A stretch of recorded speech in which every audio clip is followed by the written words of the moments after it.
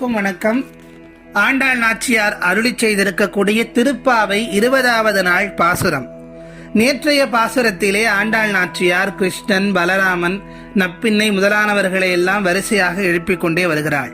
கிருஷ்ணனும் எழுந்திருக்கவில்லை, நப்பின்னையும் எழுந்திருக்கவில்லை.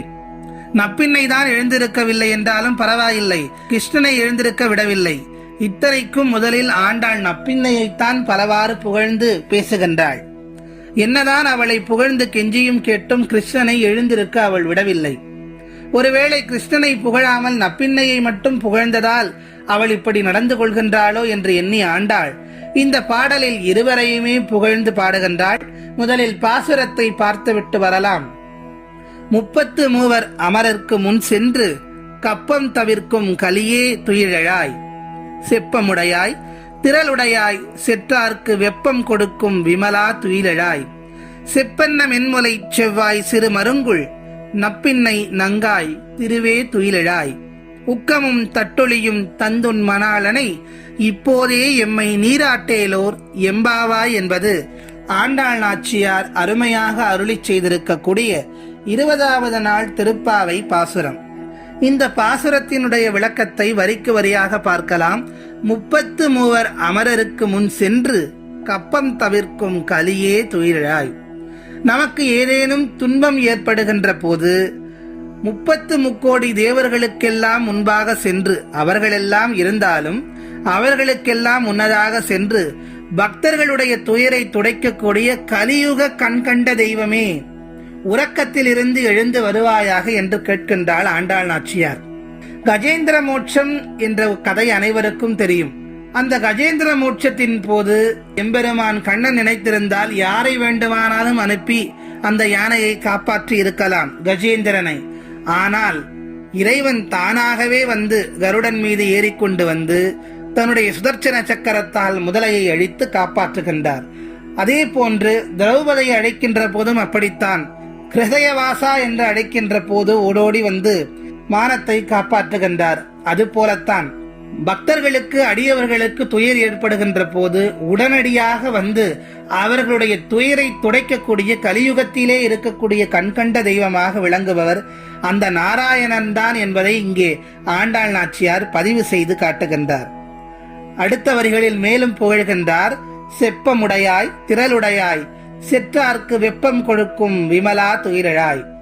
நேர்மையானவனே, அவரை பார்த்து சொல்லுகின்றார், நேர்மையானவனே, ஆற்றல் திரளுடையாய், ஆற்றல் மிக்கவனே, வெப்பம் கொடுக்கும் விமலா, தன்னை எதிர்த்து வரும் பகைவர்களுக்கு வியர்வை பெருக்கெடுக்கும்படி வெப்பத்தை கொடுக்கக்கூடிய தூயவனே, துயிலெழுந்து வருவாயாக என்று கேட்கின்றாள் ஆண்டாள் நாச்சியார்.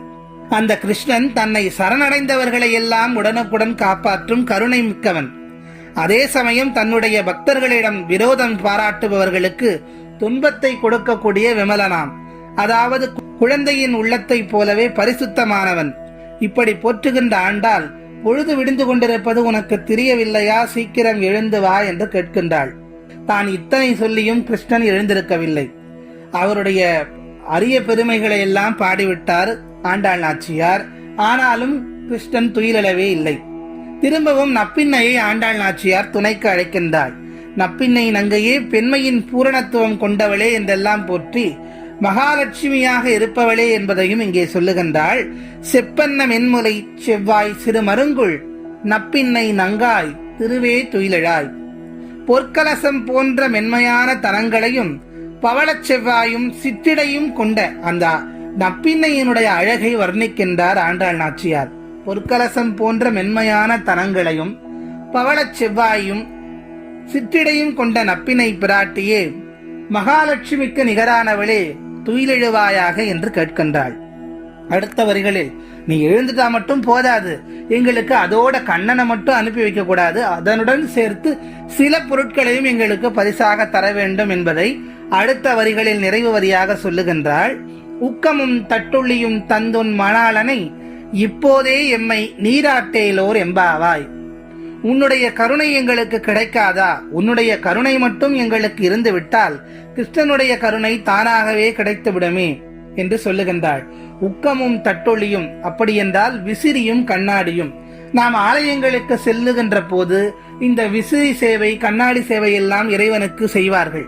அப்படிப்பட்ட அந்த விசிறியும் கண்ணாடியும் எங்களுக்கு பரிசாக தருவதுடன் கிருஷ்ணனையும் எழுப்பி எங்களுடன் அனுப்பிவை என்று கேட்கின்றாள் ஆண்டாள் நாச்சியார்.